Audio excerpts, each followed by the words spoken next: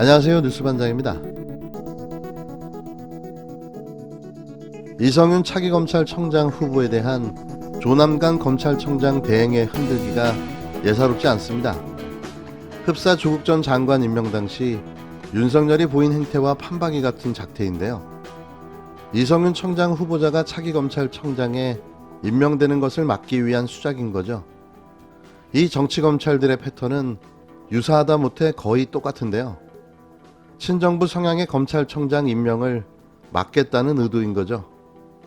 수사의 단서가 있으면 검사는 수사할 수밖에 없을 것입니다. 그러나 수사는 타이밍이다. 이런 얘기는 안 들었으면 좋겠다 하는 것이 제가 장관 이전부터 법사위원으로서 검찰을 또 경찰을 바라보는 시각으로서 갖고 있었습니다. 그런 점에서 여러 가지 생각을 하고 있고 생각이 들게 하는 그런 시점이라고 생각합니다. 수사가 언론하고 누구의 작품인지는 모르겠으나 수사가 언론하고 매우 밀접하구나 하는 생각은 가졌습니다. 이성윤 기소보도에 침묵하던 박범계 법무부 장관이 수사는 타이밍이라는 얘기를 안 들었으면 좋겠다며 여러 가지 생각이 들게 하는 시점이라고 말했습니다. 박 장관은 16일 정부 과천청사 출근길에 기자들과 만나 이같이 말했는데요. 박 장관은 검찰청장 후보 압축 작업은 아직까지 진행되고 있지 않아 유력 후보가 누구라고 얘기할 수는 없는 단계라고 밝혔습니다. 수사는 검사의 직무이고 수사에 단서가 있으면 검사는 수사할 수밖에 없다면서 그러나 수사는 타이밍이다. 이런 얘기는 안 들었으면 좋겠다. 여러 생각이 들게 하는 시점이라며 조남관 청장 대행의 행태를 비판했는데요. 그는 이지검장 기소 방침에 대한 공식적인 보고를 받은 바가 없다며 누구의 작품인지 모르겠으나 수사가 언론하고 매우 밀접하구나 하는 생각을 가졌다고 지적했습니다. 박 장관은 전날 이성윤 지검장 기소방침 보도에 대한 취재진 질문에 지켜보겠다. 오늘 침묵하게 해달라며 말을 아꼈는데요. 16일 발언은 유력 청장 후보였던 이 지검장 기소방침 보도로 차기 청장 인선에 영향을 미쳤다며 불쾌감을 표시한 것으로 보여집니다. 박 장관은 대통령께 제청하기 위한 준비를 시작했다며 본격적인 후보 인선 작업에 돌입할 것을 예고했는데요. 그는 김학의 전 사건 관련 언론에 대한 대검의 피의사실 공표 조사와 관련해 대검 혹은 중앙지검을 통한 피의사실 공표와 관련된 것들이 진행되고 있는 것으로 알고 있다. 구체적인 내용은 일부러 보고받지 않고 있다고 말했습니다. 같은 날 더불어민주당 김종민 의원도 이성윤 지검장을 김학의 전 법무부 차관 불법 출국 금지 사건 연루 혐의로 기소하기로 방침을 정한 것으로 알려진 데 대해 우려를 나타냈습니다. 이성윤 서울중앙지검장 기소하는 걸로 가닥 잡았다면서요. 보도가 그렇게 나오던데. 뭐 그런 보도를 봤습니다. 예. 만약에 기소가 된다면 후임 검찰총장 그 후보에서는 탈락되는 걸로 봐야 되는 겁니까? 어떻게 보세요? 어떻게 생각하세요? 일단 기소 자체에 대해서 이게 수사행위이기 때문에 네. 입법부가 집행행위에 대해서 이런저런 코멘트를 하는 게 별로 좋지는 않아요. 하여간 이게 일각의 우려대로 네. 검찰총장 인선 과정에 혹시 영향을 미치기 위한 기소다. 아, 의원님도 그렇게 보세요? 아니 만약에 그런 게 정말 사실이라면 예. 그건 모르겠습니다. 아직 제가 뭐 그렇게 딱 확증할 수 있는 상황 증거는 없는데 네. 하여간 이 내용을 보고 예. 이후의 상황을 보고 또 검찰 내부 얘기를 들어봐야죠. 근데 만약에 지금 언론에서 그런 얘기나 분석들이 나오는데 혹시 그런 요소가 조금이라도 있다면 그건 되게 심각한 문제죠. 국회 법사위원인 김 의원은 이날 MBC 라디오 김종배의 시선 집중과의 인터뷰에서 일각의 우려대로 검찰청장 인선 과정에 영향을 미치기 위한 기소라면 그런 요소가 조금이라도 있다면 심각한 문제라고 밝혔는데요. 김 의원은 다만 기소 자체는 수사행위고 입법부가 이런저런 코멘트를 하는 것이 별로 좋지 않다면서도 잘못되더라도 조사나 감사를 통해 책임을 물어야 한다고 언급했습니다. 국회 원구성 재협상 가능성과 관련해 법사위원장을 야당에게 넘겨줘야 하느냐는 질문에는 국힘당이 상임위원장을 안 하겠다고 해서 우리가 원하지 않았지만 다 하게 됐다.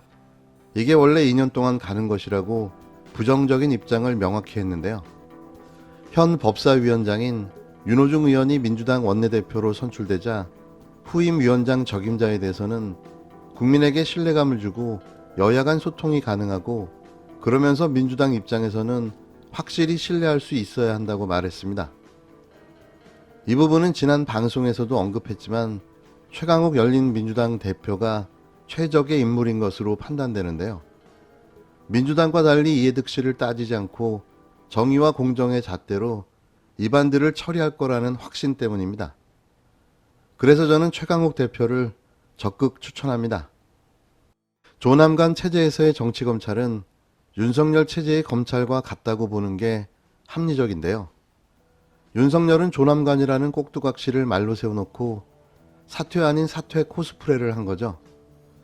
지금 검찰에서 진행되고 있는 일련의 행태를 보면 바로 그 사실을 알 수 있을 텐데요. 기다렸다가 이성윤 지검장을 기소하는 절묘한 타이밍. 이게 바로 정치검찰의 야비함과 치졸함.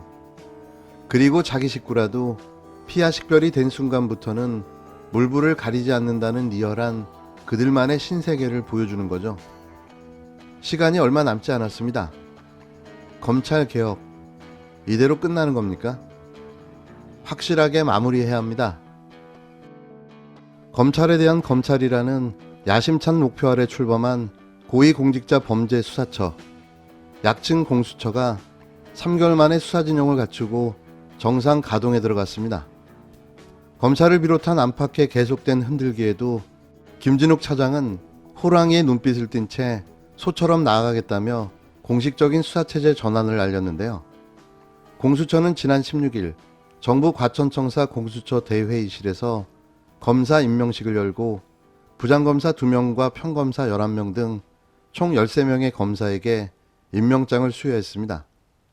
김 처장은 이날 임명식에서 공수처는 다른 수사기관과 달리 태동기에 있어 인적물적 기반 등이 취약한 상황이지만 주어진 권한 내에서 오로지 국민만을 바라보고 주어진 소임을 다하는 호시우행, 호랑이의 눈빛을 띤 채 소처럼 나아간다는 자세로 직무에 매진해달라고 당부했는데요. 공수처에 따르면 현재까지 고소고발 진정 접수된 사건은 837건으로 집계됐습니다. 고위공직자에 한정된 만큼 수사 대상이 좁으나 3개월간 800건 넘는 사건 접수는 예상을 뛰어넘는 흥행이라는 평가인데요. 김진욱 처장은 그간 4월 정상 가동을 공언해 왔습니다. 그러나 이성윤 서울중앙지검장 조사 등 의도치 않은 논란에 여러 차례 휩싸이자 이달 중 수사 착수에 나서기는 어렵다는 전망도 나왔었는데요. 그러나 김 처장이 수사체제 전환을 여러 차례 강조한 만큼 이르면 다음 주 중 1호 사건을 발표하고 수사에 돌입할 것이라는 분석입니다. 이제 수사 체제로 전환됐습니다. 그래서 괜찮으시면 제가 월요일부터는 반대쪽 공수처 정문으로 출근을 할 거죠. 검사 선발 인원이 적은데 좀 수사가 제대로 될까요? 그럼 지켜보시죠 뭐. 긴 진통 끝에 공수처가 본격적으로 출범했습니다. 기대가 큰 만큼 우려도 큰 게 사실인데요. 1호 수사도 중요하지만 그간 검찰이 자행해온 온갖 부실, 조작, 은폐, 공작 수사들이 모조리 다 재수사로 이루어졌으면 합니다. 두 눈 크게 뜨고 지켜보겠습니다.